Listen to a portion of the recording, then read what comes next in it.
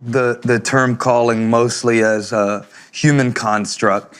It's a way for us to try to describe a bunch of fragments and make things not feel random, because calling in a biblical sense is more general, that God has called us to himself.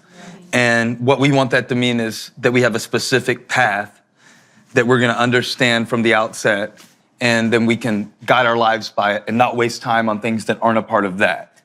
And that's a human construct. That's nowhere in the Bible. I can't think of any evidence in the Bible that people were given a itinerary for their life, and then their life followed that itinerary. It's much more, if you just want to use a simple analogy, it's much more like riding with your GPS without the directions tab to see the next turns. It's much more next turn. And it just is. It has to be.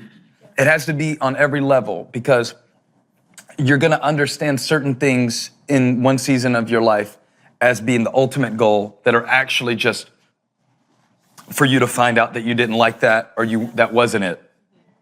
So I think a lot of people have an imprisonment to their concept of what their calling was, and it's unnecessary. That God called me to blank. No, all God called you to do was glorify him. All God called you to do is like pursue wholeness. All God called you to do was live out of authenticity, honesty. That's the calling. Anything other than that, we should probably use another term for. And I think it's done a lot of damage. I don't think it's just semantics, because this idea that there is a calling kind of guided me in my 20s. And a lot of what I preached then was from my construct of, I have a calling as a preacher. Now, what's yours? Well, the fact is, I just kind of found it early. What I was good at, I was able to work on that early. I got opportunities early. Not everybody has that. And so then it's become now something, I can talk to you about my own experience if you want me to, but it's become now something that this role is not at all what I thought it would be, but it's exactly what I dreamed of doing. But they couldn't be more different. So even if you do what you set out to do, it won't be what you set out to do. It'll be the reality of it. And that's whether you do ministry or whether you are parenting or anything. Did you get to hear my Joseph teaching from Inside Elevation, session 1? This is the dream, or I think I called it something else, but the idea. Did you get to hear it? It's so relevant, but it usually is something you're only ready to hear when you're 40. But I think you can hear it earlier, and I'm coming up on 40. It's really a sermon about disillusionment, but it's not about the danger of disillusionment. It's about the necessity of it. And if you can receive it at 25, I wonder how much less energy you'll waste agonizing over finding it. Because what it basically says is that God, and I won't repreach it here. It takes an hour to build out the concept. Joseph saw something in his youth. He was the center of attention.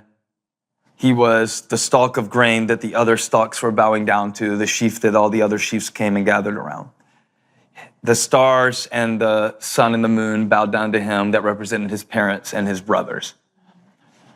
When that actually came to pass, he was actually 38 years old. Which is was kind of connecting to me personally. Not that I'm Joseph, just I connected to that. And by the time that his brothers were bowing down before him, it wasn't shiny like it was in the dream. And he was at the center, but the reason he was at the center was to serve them, not to be the star. And the process of disillusionment is like, you get the dream, God shows it to you in one form, and it looks shiny like the stars and the moon. Or you see, wow, I'm at the center. I'm standing head and shoulders above everybody else. So it's kind of like about your own importance. It's about your own specialness. It's about your own uniqueness. It's about all those things. And it has to be for a season of your life, because that's what motivates you. That's what drives you. Greatness. And I just want to reach my potential. And I'm a hustle, I'm a grind, I'm a this, I'm a that, whatever. But then the second necessary process is where you go, oh, wow. Because Joseph was crying. He was betrayed by his brothers. He had a lot of responsibility. He had a lot of stress. So it was the same thing he saw, but it wasn't the same thing he saw. It was the mature version of it. And so God uses those little things where you get here and you're like, wow, this is not even what I'm good at. God's like, cool, good. Because it's one of the ways he disillusions you. He discomforts you, he disillusions you. Yeah.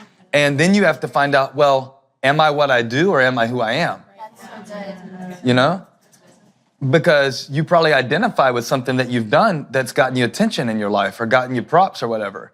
So God has to put you in situations where you don't get to operate in that. And then you feel like you don't even know you are. You don't even feel like you know how to operate. You don't even feel like you know how to do it. But that's a gift because that's like getting you to the core. That's getting you to a different layer. So the part I'd want you to hear at 25, the way you asked me the question, I don't know whether you can.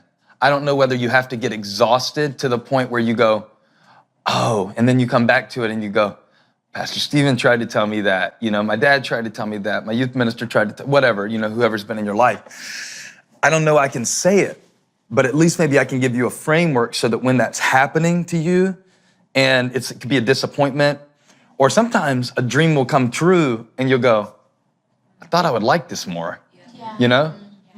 Or you'll find fulfillment in something that seems maybe way off the map, but at least you'll have a way to recognize that doesn't make it feel like failure or doesn't make it feel like a negative thing.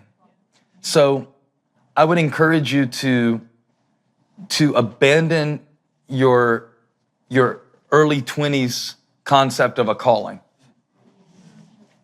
because it's a prison.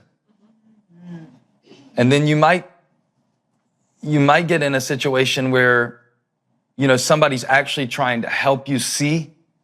You would actually really be great at that, but you're married to your first idea of what you were supposed to do. And like, you won't pay attention to your life. You won't pay attention to how God is using you, how other people are responding. So, you know, there's an openness that can be really helpful. I know that sounds like contradiction from the guy who's like, I'm gonna be a pastor and I don't care and I'm gonna start this church and don't tell me otherwise. But within that even, I've had to give up my idea of what I thought that meant and what I was supposed to be and how you're supposed to do it. And like, not a lot of my friends, if any, write worship music for their church that are pastors. I have friends who write worship music, I have friends that pastor. I don't have friends that do both. So I had to kind of like give up even within, I'm going to be a pastor. I thought that was going to entail this, this, and this. And it's been so different. The way I lead, the way that my life looks. So just don't marry the mirage mentally, if that makes sense. Don't fall in love with that fantasy. Because then the reality of it will actually be great, but you'll compare it to the fantasy and you'll be disappointed in it.